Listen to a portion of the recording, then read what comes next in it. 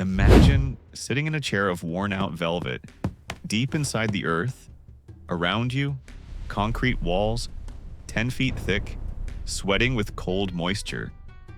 The air is stale, it smells of mold, old paper, and the sharp, bitter scent of cheap medicine. Your left hand is shaking, a violent rhythmic tremor that you can no longer control.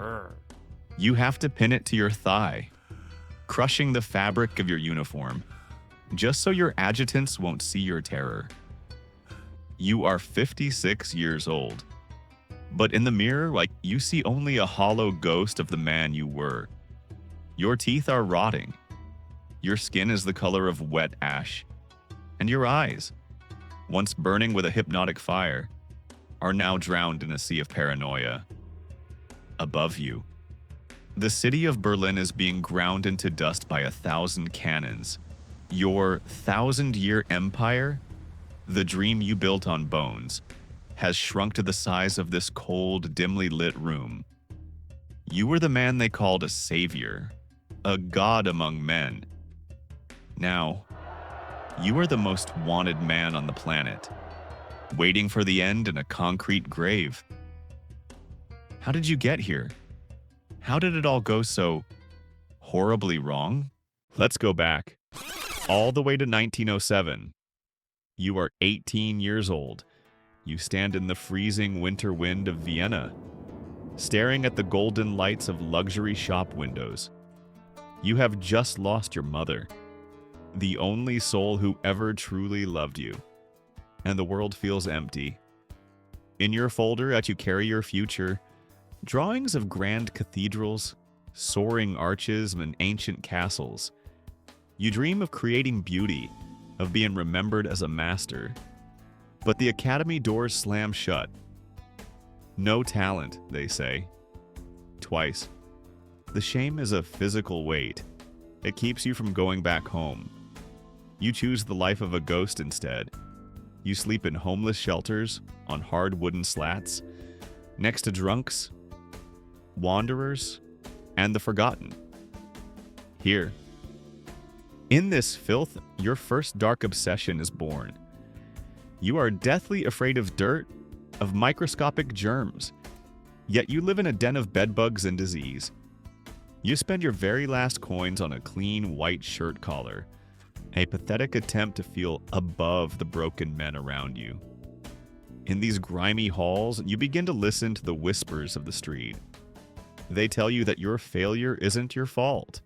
They say it's a conspiracy, that they took your future from you. In the cold Vienna nights, you find your first real drug, pure, unadulterated hate. 1914. The Great War arrives. And for you, it is salvation. You aren't just a soldier, you are a fanatic. A man who finds peace in the middle of a slaughterhouse. You find a dog, a small white terrier named Fuchsel. You love that dog more than any human comrade. When he is stolen by a railway worker, you are inconsolable. You weep like a broken child. But here is the chilling paradox. You can weep for a stolen puppy, yet look with cold, dry eyes at mountains of rotting corpses in the trenches. The war ends, and you enter the world of politics like a man possessed. And then there is Gailey, your niece, the only person you ever truly loved in your own twisted way. You are obsessed with her. You lock her away. You control the very air she breathes. When she takes her own life in your apartment, something in your mind snaps, and it never mends. From that day on, you stop eating meat. You become a fanatical vegetarian, telling your guests that eating corpses is a sign of a barbaric soul. The man who is already planning a global genocide cannot bear the sight of a drop of blood on his dinner plate. Now, you are at the peak. The world trembles at your voice. You rehearse your gestures in front of a mirror for hours. Every scream, every movement is a calculated act.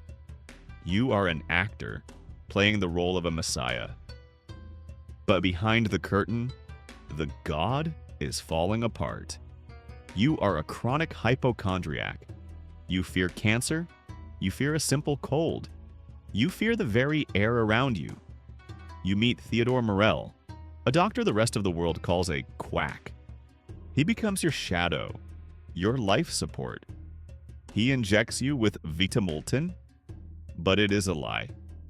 It is a cocktail of methamphetamines, hormones from slaughtered bulls, and specialized poisons. You stay awake for days at a time, your mind racing at 1,000 miles an hour.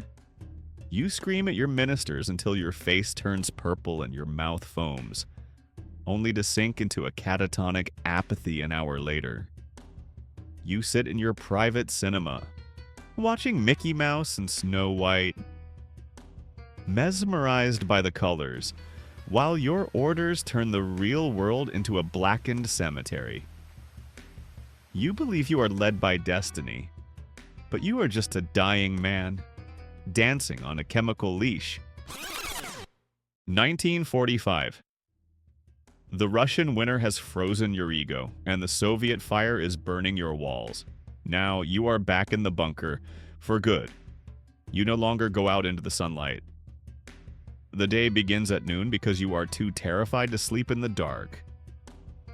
In the shadows, you see conspiracies everywhere. You order the death of your own family members. The end is at your door. You decide to marry Eva Braun, the woman you kept hidden in the shadows for over a decade. It is a wedding in a concrete tomb, to the rhythmic beat of heavy artillery. There is no cake, only tea, and small glass vials of cyanide. You test the poison on your beloved dog, Blondie. You watch her life fade away in the dirt, and she is the only being you truly regret losing in your final, desperate minutes. You press the cold steel of the barrel to your temple, a single sharp crack, and then silence. Your body is carried into the garden, doused in gasoline, and turned into smoke. You wanted to be remembered as the greatest builder of an empire, but you left behind only mountains of shoes, piles of ash, and a shame that 1,000 years cannot wash away. You are the ultimate reminder to the world of what happens when a small man's resentment is allowed to become a nation's law. History did not make you a hero. It made you a warning that we must never, ever forget. History is in our hands now. We must learn from the darkness so we can protect the light. If you found this deep dive meaningful, please hit the like button and subscribe to the channel. It helps us continue telling these important stories. And most importantly, in a world that can be so divided, my only wish is for peace. May there never be war again. Thank you for watching, and I'll see you in the next one.